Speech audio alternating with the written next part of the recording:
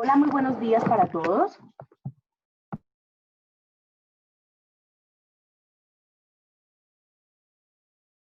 Buenos días, profesora, ¿cómo está? Buenos días, profe. Hola, profe, buenos días. Buenos días. Profe. Buenos días a todos. Bien, bien, gracias a Dios. Bueno, esperemos por favor 4 minuticos a ver si logramos más quórum para poder dar inicio. Espero que todos estén muy bien de verdad.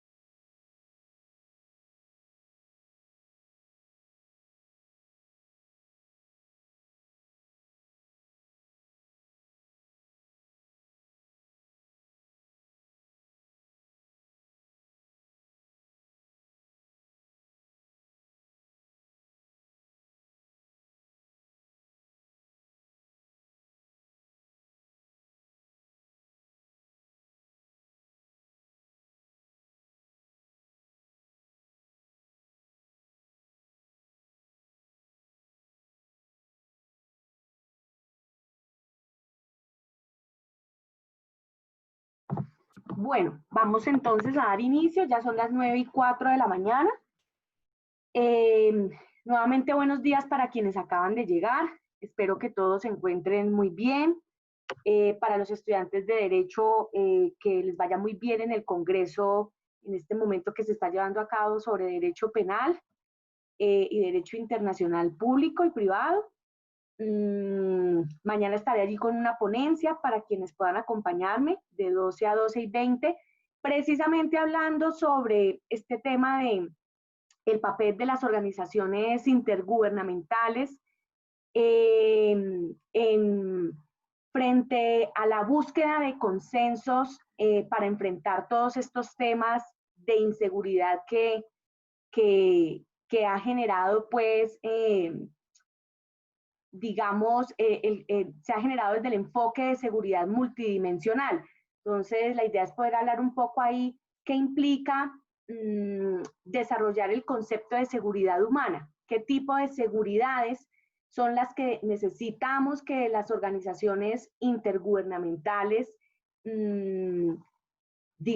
acuerden para darle más seguridad al ser humano y no tanto al Estado. Ahí estar entonces entre las 12 y las 12:20, son ponencias de 20 minutos. Y bueno, quienes puedan, pues los estudiantes de Derecho que se hayan inscrito, por supuesto, al Congreso, pues ahí les cuento A ver si mañana nos acompañan.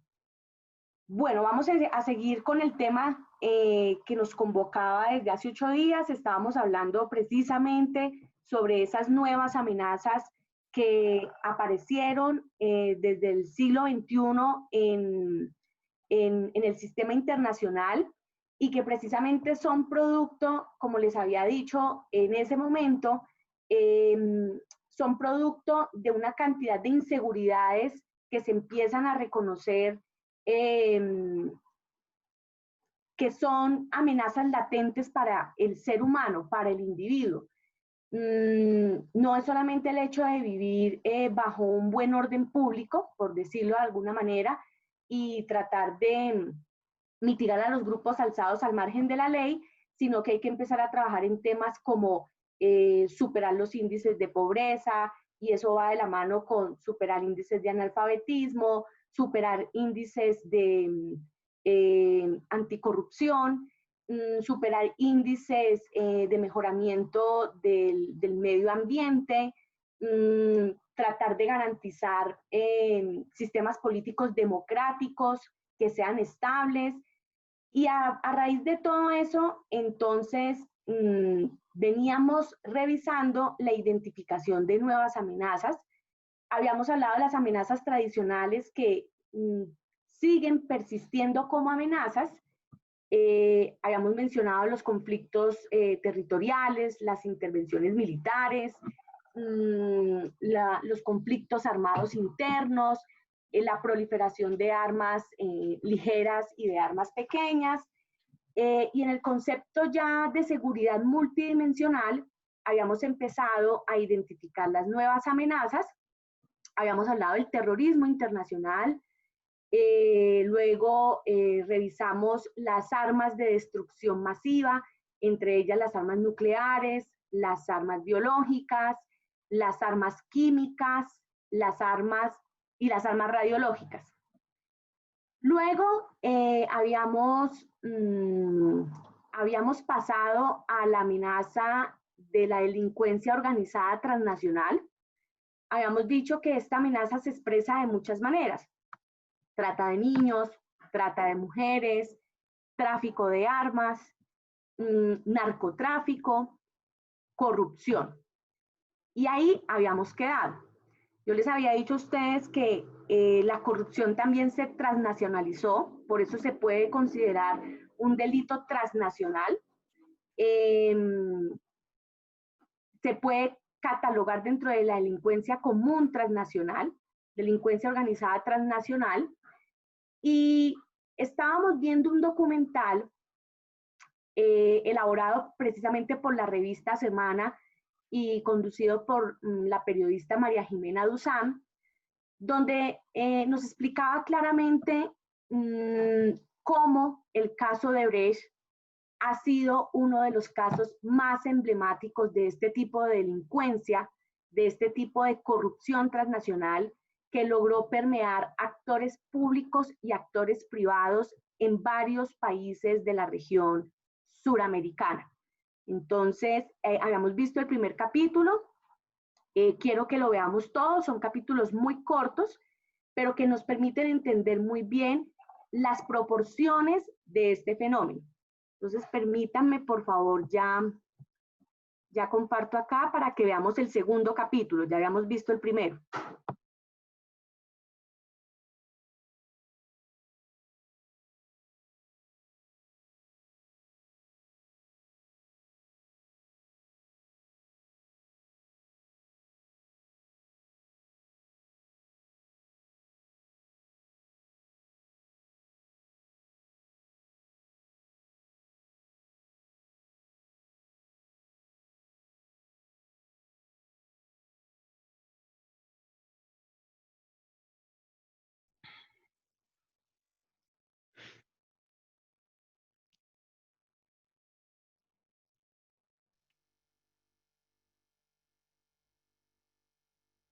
¿Por qué ha sido tan difícil saber quiénes son los responsables del escándalo de Odebrecht?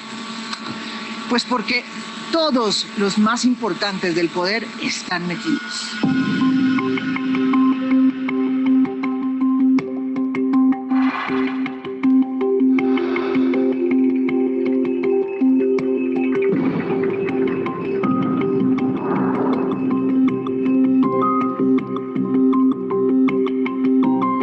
toca a los últimos 3 gobiernos de Colombia: el de Álvaro Uribe, el de Juan Manuel Santos y el de Iván Duque. Las relaciones entre Odebrecht y el uribismo fueron más que cordiales. Marcelo Odebrecht visitó a Uribe en el Palacio de Nariño y en la reunión estuvo presente su heredero, el exministro Andrés Felipe Arias. En una declaración hecha por el Humberto Martorelli ante la justicia brasilera, quien era además el representante para Colombia de la multinacional brasilera, dice que sería importante que la justicia colombiana averiguara si Arias recibía un sueldo de Odebrecht. Hasta ahora, la Fiscalía colombiana no ha desarrollado esa línea de investigación. Este escándalo también tocó al candidato del uribismo en el 2014, Óscar Iván Zuluaga. Odebrecht invitó al candidato a Sao Paulo en un viaje en el que también estuvo Iván Duque cuando era senador del Centro Democrático. De ese viaje salió la propuesta de que Duda Mendoza fuera el asesor de campaña de Óscar Iván Zuluaga. Zuluaga ha dicho que le pagó a Duda Mendoza con plata de la campaña. Pero el Humberto Martorelli, que fue el jefe de Odebrecht en Colombia, le ha dicho a la justicia brasilera que al señor Duda Mendoza le pagaron con plata de Odebrecht Brasil, ¿saben cuánto? $1.600.000. En el gobierno de Juan Manuel Santos, la concesión Ruta del Sol 2 implementó el mecanismo para desviar los recursos de la carretera para pagos de nuevas coimas y sobrecostos con el propósito de financiar a políticos en las elecciones al Congreso y para contribuir a la campaña de reelección del presidente Juan Manuel Santos. La Ruta del Sol 2 fue otorgada en el gobierno de Uribe. Hoy sabemos que esa licitación fue hecha a la medida del consorcio y que de por medio hubo un soborno de $6.5 millones. ¿Y quiénes formaban parte de ese consorcio corrupto? Odebrecht, dueña del 63%, Episol del 34%, filial de Corfi Colombiana de propiedad del Grupo Aval, cuyo dueño Luis Carlos Sarmiento Angulo es el hombre más rico de Colombia, y por la constructora Solarte, con el 4.9%. ¿A quién sobornaron? Pues nada más ni nada menos que a un alto funcionario del gobierno Uribe, al ex viceministro de Transporte Gabriel García, máximo responsable del proceso de licitación. Sin embargo, las cuentas no cuadran. Si tenemos en cuenta que el soborno pagado al ex viceministro García fue de $6.5 millones y lo que confesó Odebrecht ante la justicia norteamericana en cuanto a coimas dadas en Colombia son $11 millones, ¿dónde están los otros $4 millones? La Fiscalía colombiana hasta ahora no ha investigado nada al respecto. El mecanismo funcionaba de esta manera. Se hacían contratos falsos que salían de las arcas de la Ruta del Sol 2, con empresas que actuaban como intermediarios de los verdaderos receptores, que eran los políticos y lobistas. Se estima que cerca de $50 millones se desviaron de la Ruta del Sol 2 para estos fines. Varios de esos contratos ficticios salieron de la contabilidad de la Ruta del Sol 2 con el visto bueno de Episol. Ese fue el caso del contrato de $10.5 millones, con el que se le pagó a Odebrecht la parte que él había pagado de la coima. La única persona presa en la campaña de Santos es el tesorero Roberto Prieto. Pero vaya curiosidad, no está preso por haber recibido dinero de la Ruta del Sol 2, sino por otro entuerto. Este escándalo no toca solo a los últimos 3 gobiernos de Colombia. También toca directamente al hombre más rico y poderoso del país, Luis Carlos Sarmiento Angulo, dueño del Grupo Aval. Hasta el momento, el Grupo Sarmiento ha dicho que son víctimas de un socio malvado llamado Odebrecht. Definitivamente no tenía indicio alguno ni nada que me pudiera hacer pensar que Odebrecht había participado en sobornos o coimas. Absolutamente no. Pero ¿es realmente el Grupo Sarmiento una víctima de Odebrecht? Su historia en el próximo capítulo.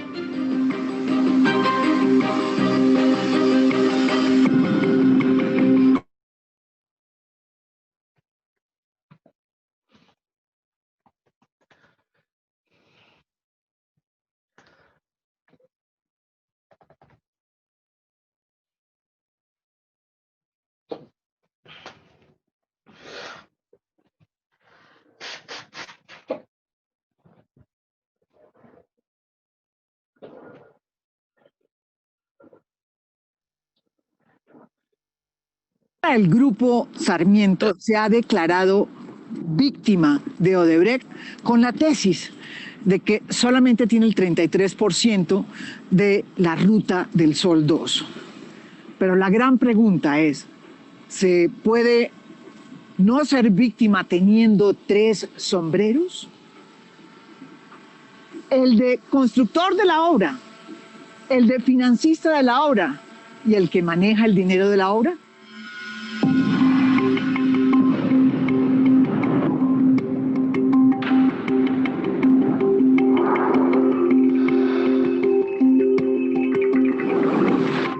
El que construye la obra.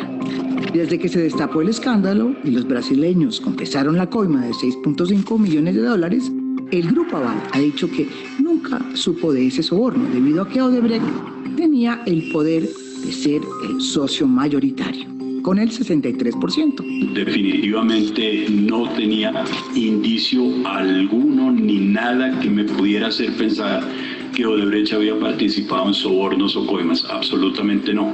Claro que sí, en el año 2015 sí habíamos detectado unos contratos que, como dije anteriormente, no parecían necesarios para la ejecución de la obra, pero que nunca pudimos probar su irregularidad. Sin embargo, la Fiscalía condenó a 12 años de prisión a José Elías Melo, el entonces presidente de Corfi Colombiana. En esa misma sentencia, el juez ordenó investigar a Luis Carlos Sarmiento Gutiérrez, actual presidente del Grupo Aval. Sin embargo, la orden del juez para investigar a Sarmiento Gutiérrez no ha llegado todavía a la Fiscalía debido a que Melo apeló la sentencia y esta no está en firme. El Grupo Sarmiento también ha negado conocer el mecanismo que se utilizó para desviar los dineros de la Ruta del Sol 2 con destino a las coimas y a las campañas políticas. Sin embargo, se sabe que desde 2013 sabían perfectamente de la existencia de estos contratos ilícitos porque Jorge Enrique Pizano, que era el controller de Corfi Colombiana, los denunció. Otra prueba de que sí sabían es este contrato.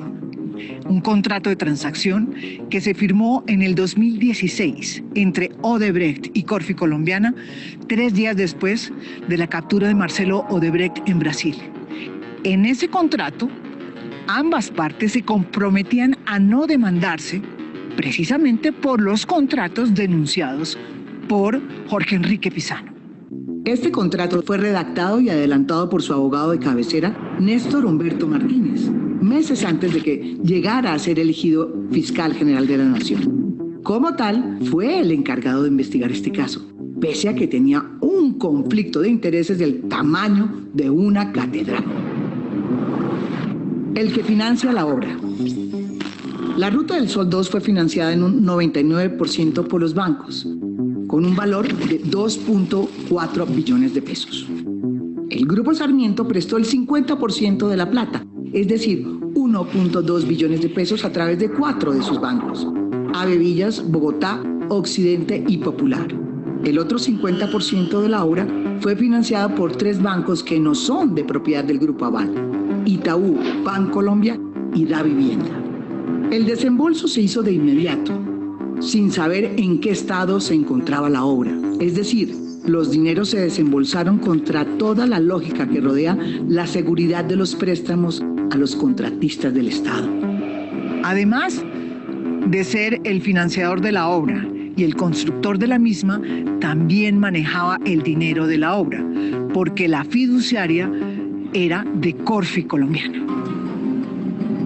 El Grupo Sarmiento también insiste en negar cualquier participación en el soborno de 6.5 millones de dólares al ex viceministro de Transporte, García Morales. La Superintendencia de Industria y Comercio y el Tribunal Administrativo de Cundinamarca también han vinculado a empresas y directivos del Grupo Sarmiento con el pago del soborno. Para empezar, este grupo en sus 60 años nunca había tenido un problema de reputación y nunca en la vida había tenido un problema de estos. Parte de eso puede ser porque el grupo nunca había sido socio minoritario en un proyecto y además en un proyecto que no controlara. Nos unimos a un mal socio que operó mal la concesión. desgraciadamente. A pesar de las pruebas existentes, algunos personajes muy importantes en Colombia han tratado de minimizar el papel del Grupo Sarmiento en el escándalo de Odebrecht. Una de esas personas fue el fiscal Néstor Humberto Martínez. ¿Se puede ser víctima siendo el financiador de la obra, el constructor de la obra y el que maneja el dinero de la obra? ¿Es eso posible?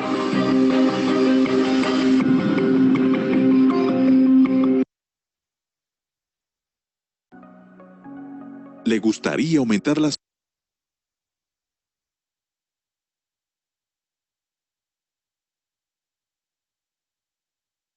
ventas? Pruebe Pitrix 24, el mejor. ¿Por qué se dice que Néstor Humberto Martínez inició las investigaciones en el caso Odebrecht Sarmiento, llevando consigo un conflicto de intereses del tamaño de una catedral?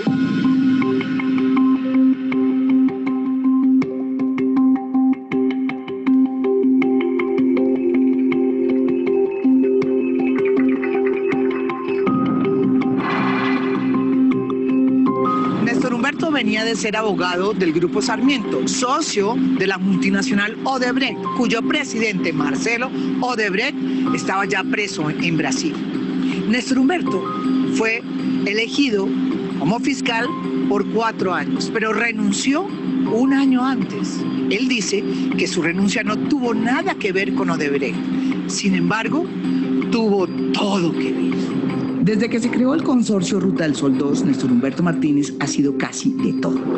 Como abogado del Grupo Aval, conoció desde el 2015 el informe de Jorge Enrique Pizano, controller de la concesionaria, quien detectó cerca de 30.000 millones de pesos en contratos falsos.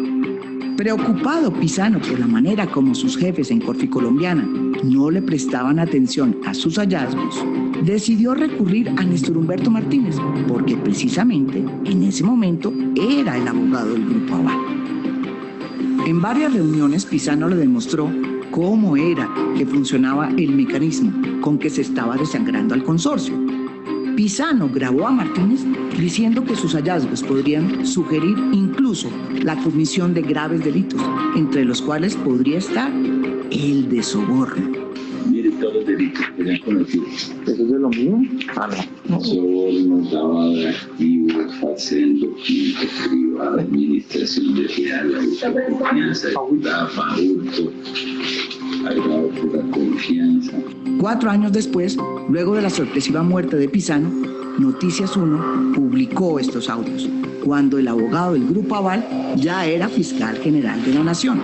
En una entrevista para Caracol se le preguntó a Martínez por qué no había denunciado en el 2015 estos hallazgos. Miren lo que respondió. Ningún delito conocía yo.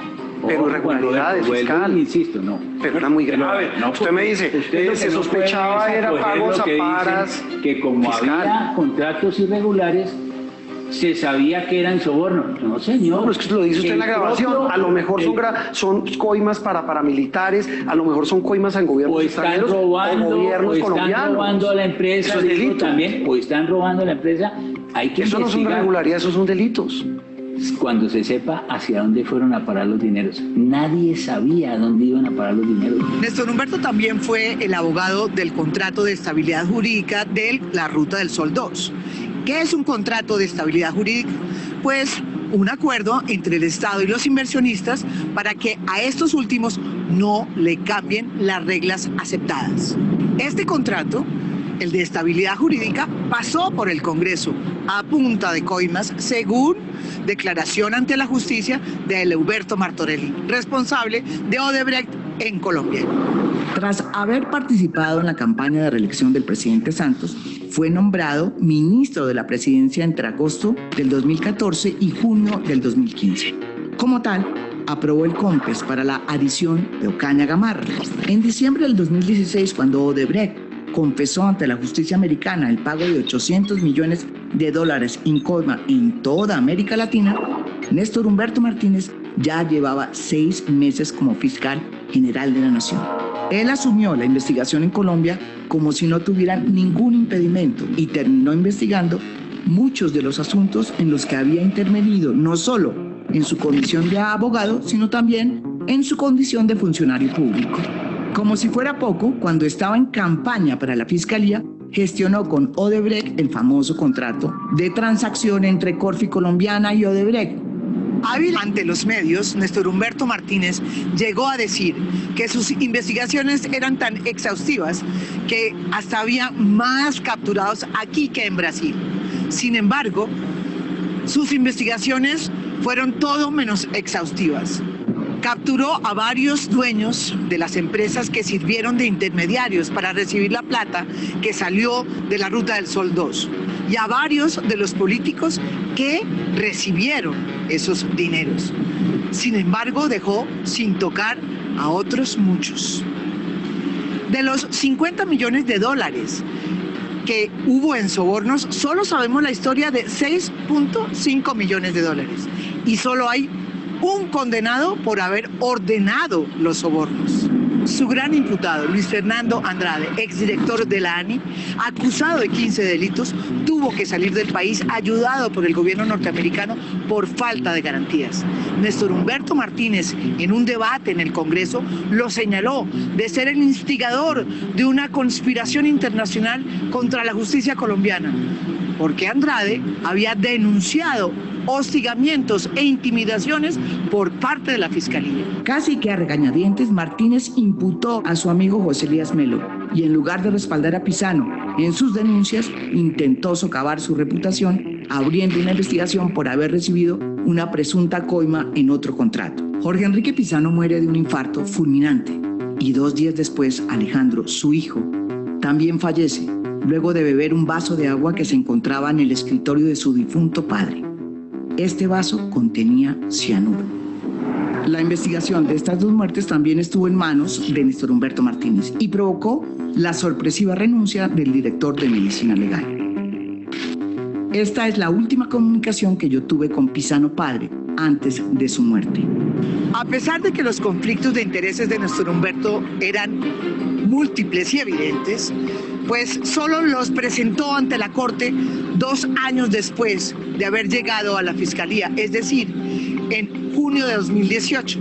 Sin embargo, los impedimentos dejaron un muy mal sabor en la Corte Suprema de Justicia, porque muchos magistrados consideraron que Néstor Humberto había omitido información sobre su participación en el escándalo de Odebrecht, por lo que varios magistrados querían pedirle la renuncia, cuando sorpresivamente Néstor Humberto se les anticipó y renunció a su cargo 1 año antes de su periodo. Y si la Fiscalía nos quedó debiendo, ¿quiénes son los que van a pagar los platos rotos de este escándalo? Pues nosotros, los contribuyentes. La próxima semana, esta será la historia. Así que quieres aprender inglés. Aquí tienes 3 mitos que son completamente falsos. 1, debes hablar. Ustedes se preguntarán qué hago yo aquí. Pues es que aquí es donde terminó todo, donde la corrupción acabó con la promesa de una carretera que iba a conectar el país. Esto es la adición, la famosa adición Ocaña-Gamarra de la Ruta del Sol 2, la que fue obtenida por sobornos y miren cómo quedó. ¿Quién va a pagar los platos rotos de la corrupción? Miren cómo van las cosas.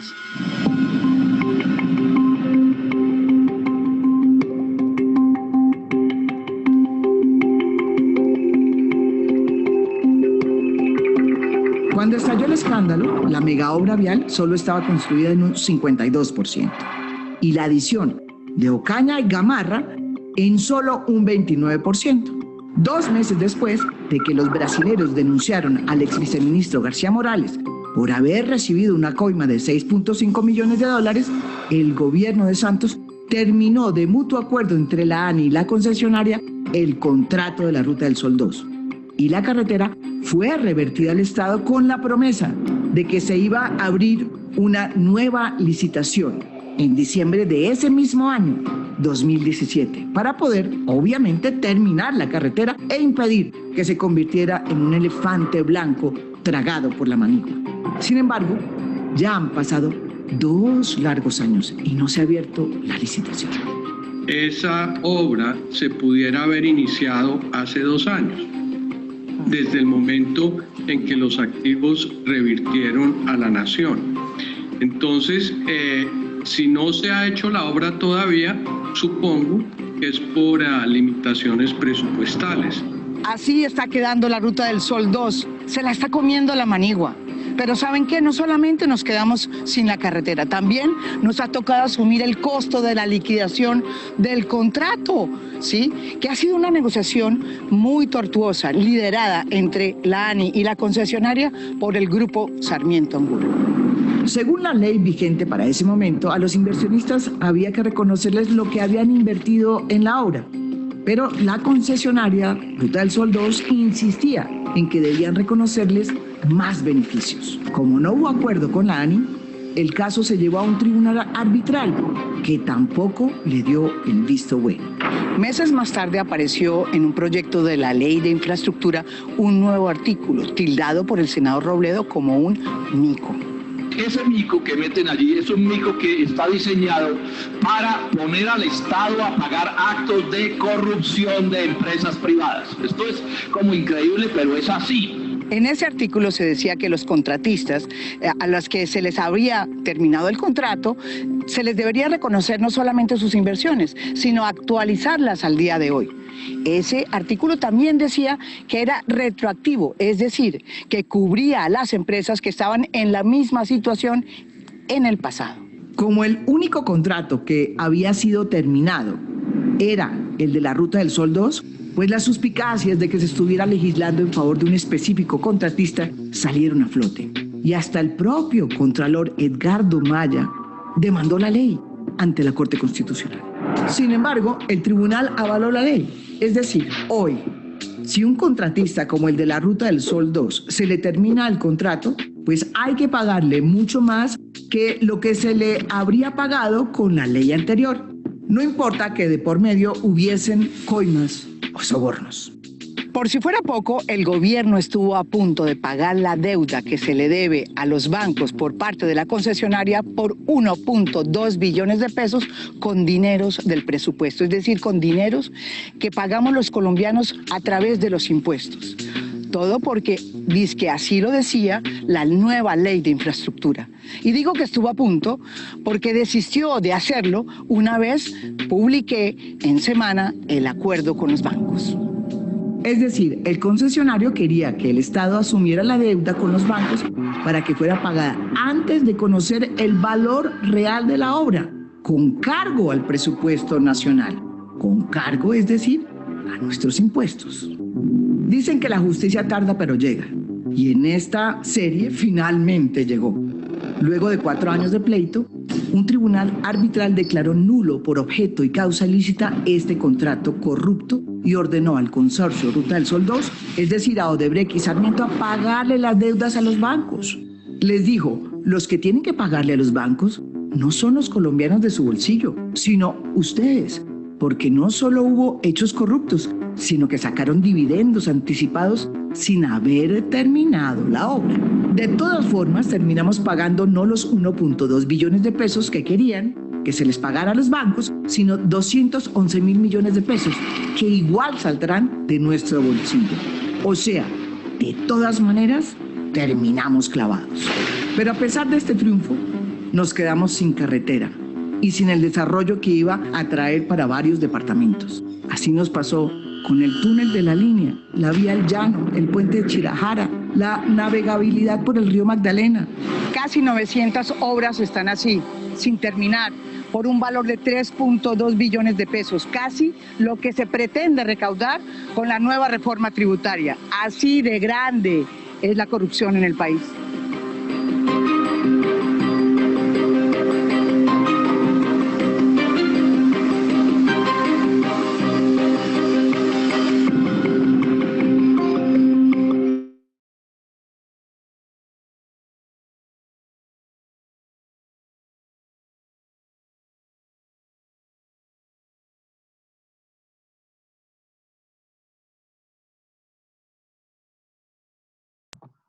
Bueno, permítame en un momento, ya comparto aquí las diapositivas.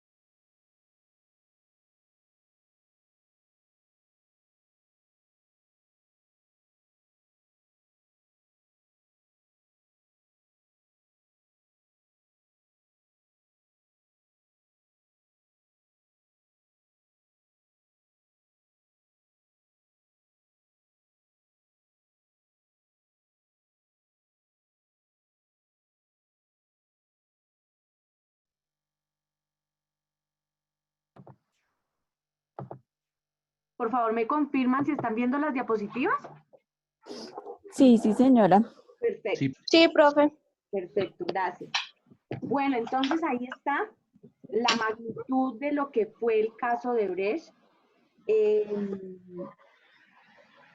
Fíjense ustedes las dimensiones del problema tan enorme como lo es la corrupción, que ya inclusive no respeta fronteras, ¿no?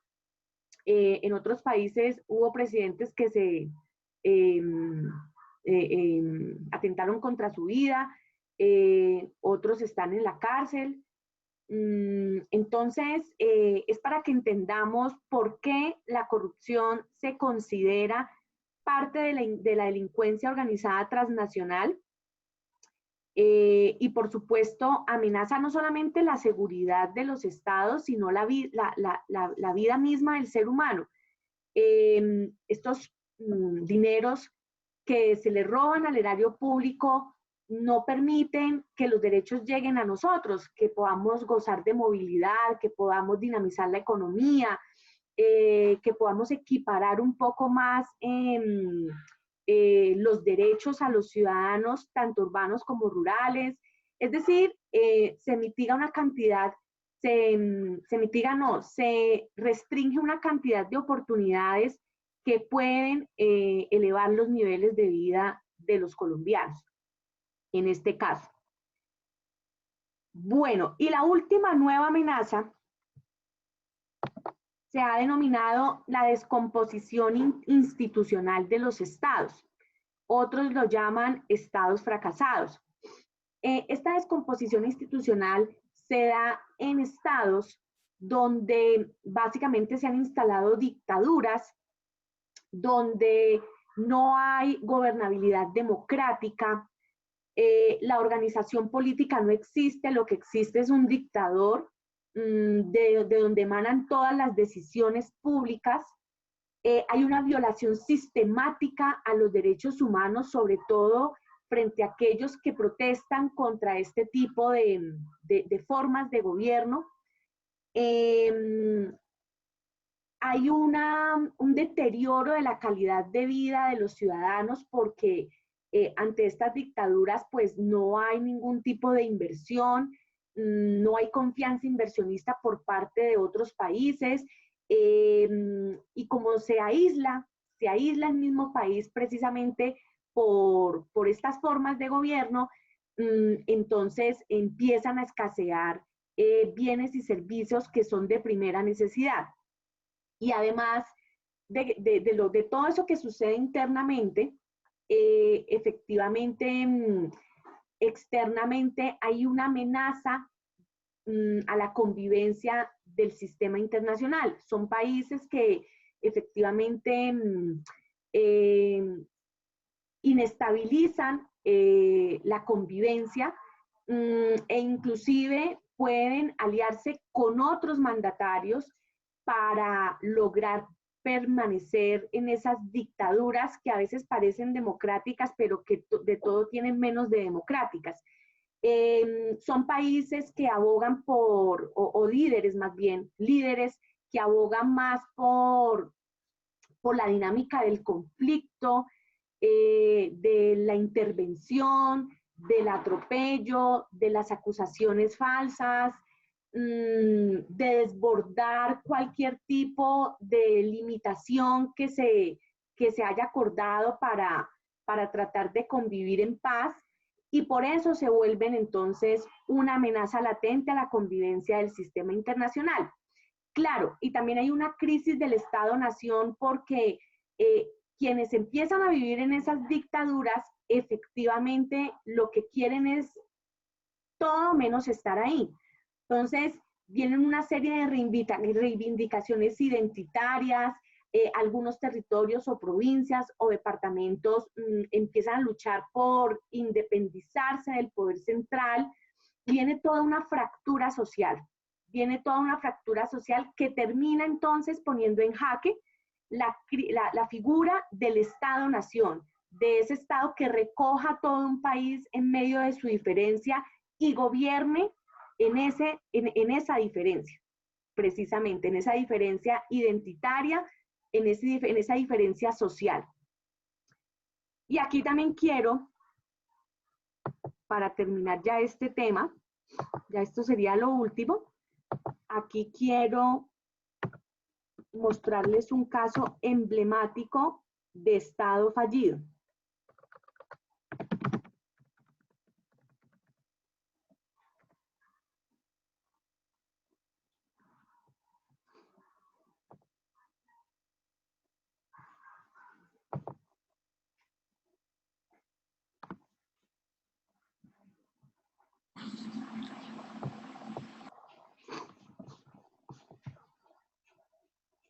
Y vamos a hablar precisamente del Estado de Somalia. De ese Estado es que quiero ponerles el ejemplo para que se entienda mejor a qué nos referimos con Estado fallido.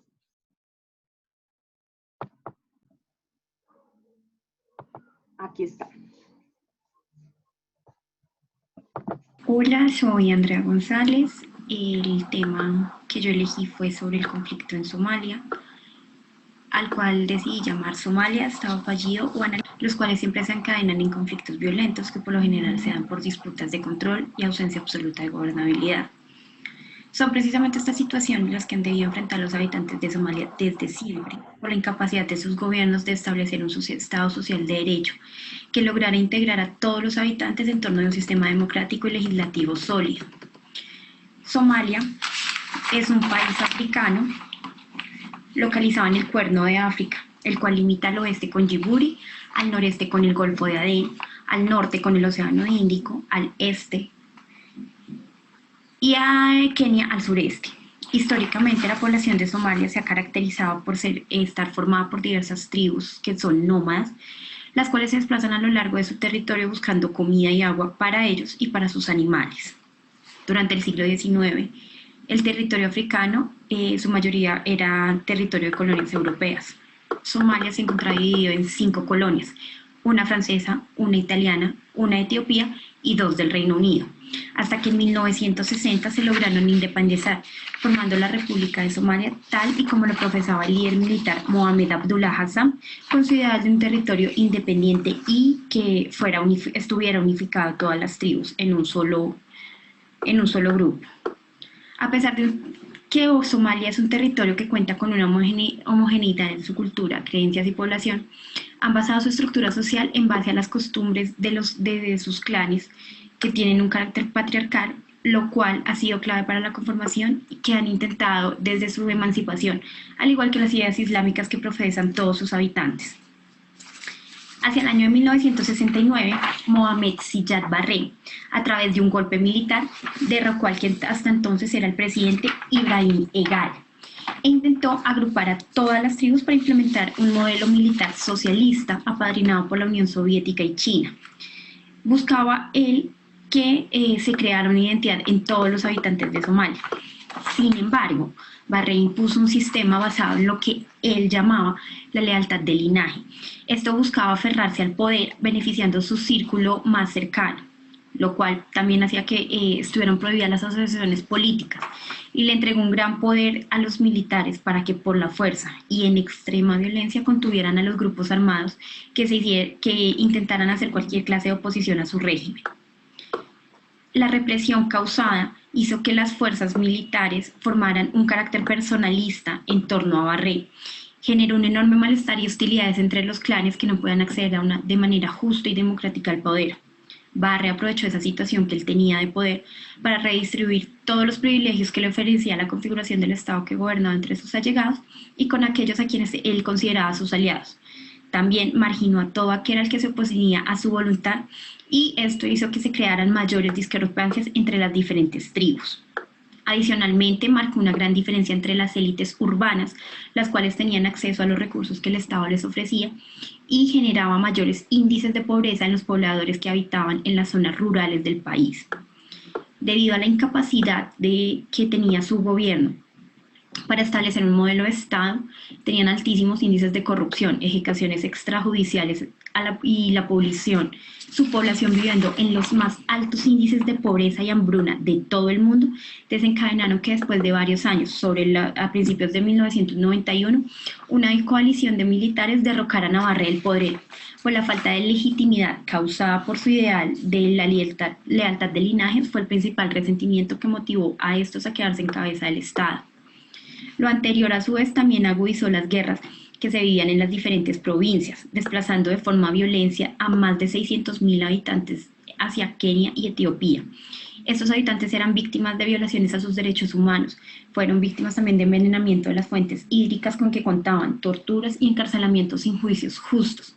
Incluso esto afectó también a miembros de ONGs, personal diplomático y diferentes extranjeros que se vieron obligados a salir de Somalia a causa de la inestabilidad política que tenía el país y que no les ofrecía ninguna protección, por lo cual estalló una guerra civil entre las diferentes etnias que vivían en Somalia. Sin embargo, el sueño de salir de una dictadura y de crear un Estado social de derecho centralista que pudiera mejorar las condiciones de todos los somalíes no pudo ser materializado, ya que les fue más fácil intentar imponer cada quien su propio gobernante, lo que generó a su vez una mayor fragmentación de su territorio y de su población.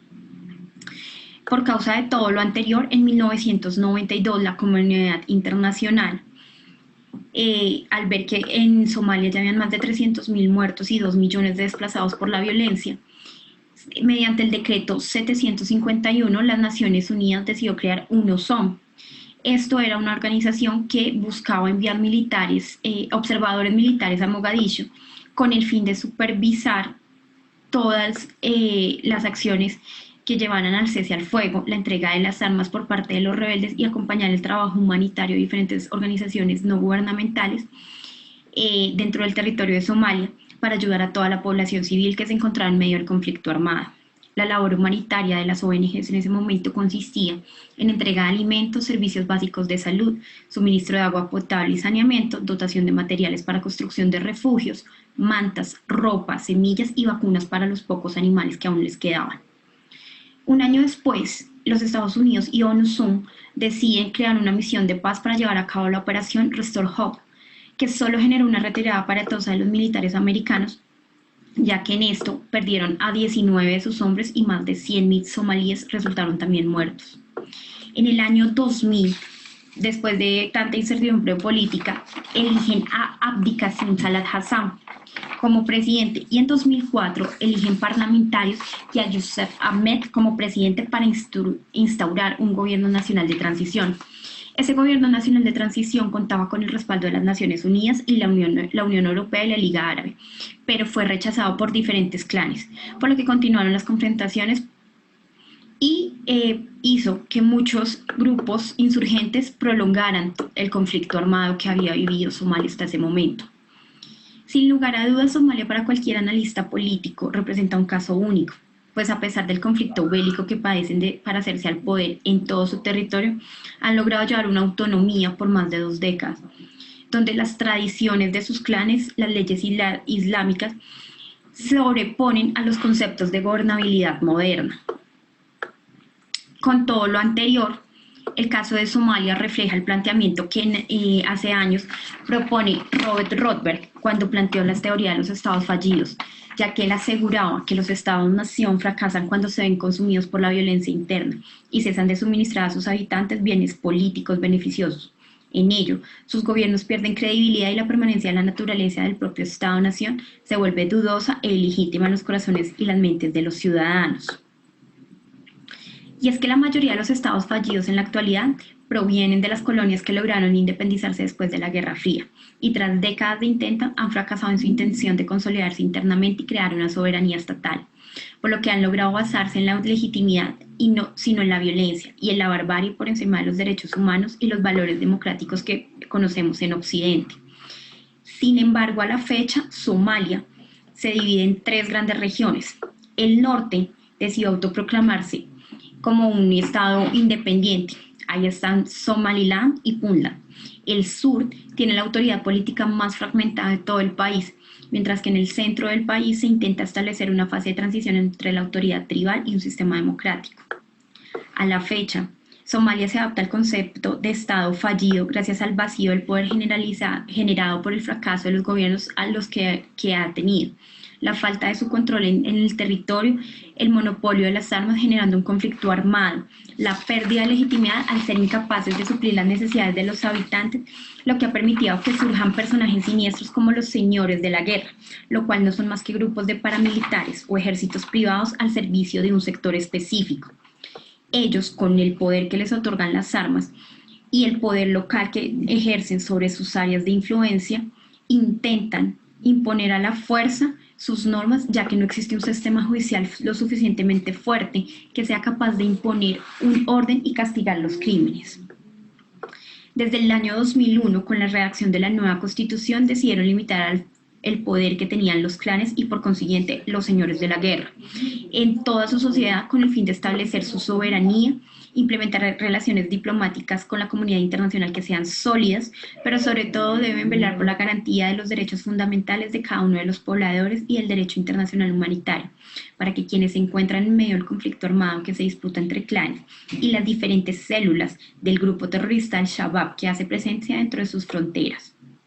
Sin embargo, para Somalia desde la caída de Barre y hasta la fecha ha quedado sumida en la restricción, ya que les ha sido imposible generar una infraestructura óptima que le permita a sus ciudadanos volver a sus territorios de origen y suplir las necesidades básicas tales como la alimentación, la salud y la educación. Tampoco han podido establecer un Estado con una autoridad sólida frente a sus pobladores, en el que ven una estructura económica, jurídica, eficaz y eficiente que les permita evolucionar de sus tradiciones de clanes a una sociedad democrática moderna.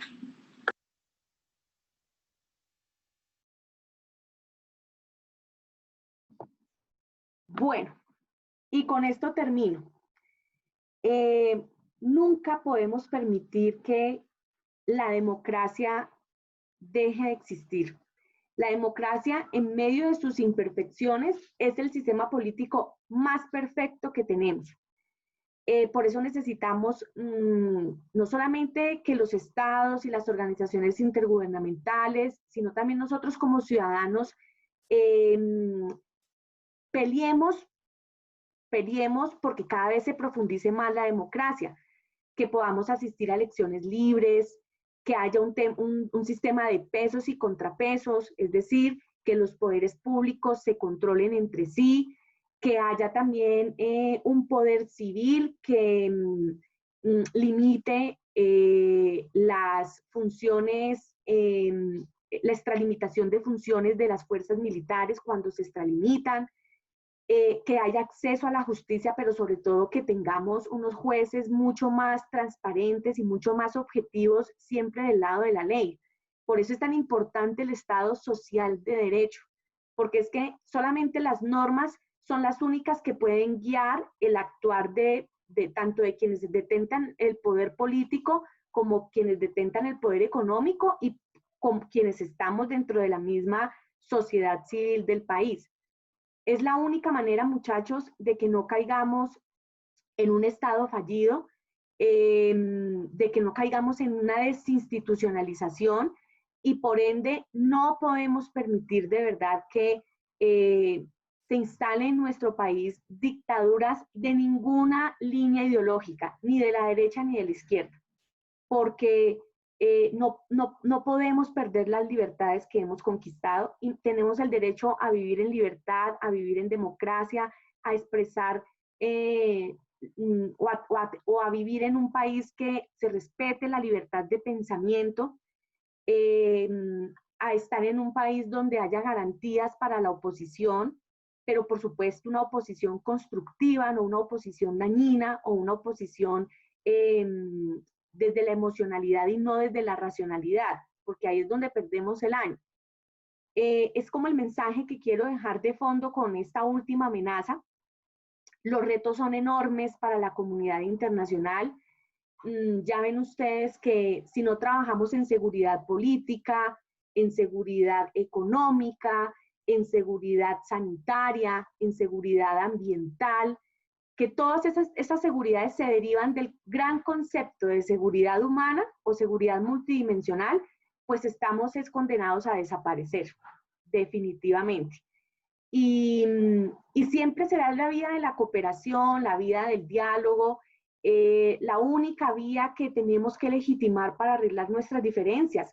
Es decir, los conflictos hacen parte de la sociedad. El que exista conflicto no está mal porque hace parte de nuestra naturaleza humana, somos distintos, pero tenemos que saber tramitar esas diferencias por la vía de la democracia. No hay otra manera. Entonces, no sé si hasta ahí hay alguna pregunta, alguna apreciación, alguna observación, algún comentario, o todo ha quedado claro. Todo perfecto, profe. Bueno, entonces, la próxima clase vamos a hablar sobre cómo nuestro país se ha internacionalizado o ha hecho parte de ese contexto global, analizando sobre todo las políticas de los últimos 10 años, 11 años. Es decir, vamos a hablar un poco del gobierno Santos, sus 2 periodos, y lo que lleva el actual presidente Iván Duque, para poder entender en qué estamos hoy en día como país dentro del contexto global. Bueno, eso sería todo por ahora. La otra semana voy a dejar el quiz de repaso una vez veamos ese tema, para que entonces ustedes cuenten con la nota, con las 2 notas que les había dicho en las actividades complementarias, el taller sobre seguridad multidimensional, el quiz de repaso y el parcial que tendría lugar de hoy en 15 días, si Dios así lo permite, para que todos entonces estemos sintonizados en que ahí vamos y vuelvo y repito, nadie se quede atrás, como siempre ha sido mi consigna con ustedes y con todos los grupos que tengo a mi cargo. Si no hay preguntas, si todo ha sido claro, nos vemos en 8 días y una muy buena semana para todos. Que todos se encuentren muy bien y vamos para adelante. Gracias, profe. Feliz día. Listo, profe, gracias. El taller, Diana, que dejamos hace como 15 días sobre la lectura de seguridad internacional, que está en la semana 11.